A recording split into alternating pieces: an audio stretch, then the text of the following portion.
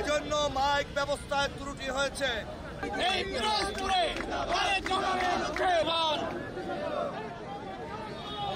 তারা আমাদের প্রিয় নেতা শহীদ রাষ্ট্রপতি জিয়াউর রহমান, দেশ নেত্রী বেগম খালেদা জিয়ার রক্ত আর রাজনৈতিক উত্তরাধিকার তারেক রহমানের বিরুদ্ধে মিথ্যা মামলা, মিথ্যা রাষ্ট্রদ্রোহিত মামলা দায়ের করেছে, ঠিক কিনা?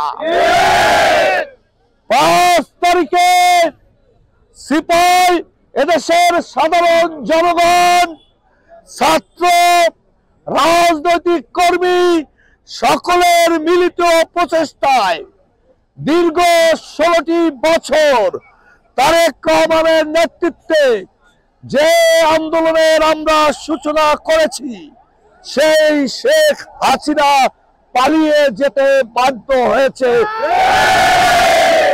এই পালিয়ে যাওয়ার মধ্য দিয়ে আমাদের শত শত রাজনৈতিক নেতা কর্মীরা শহীদ হয়েছে।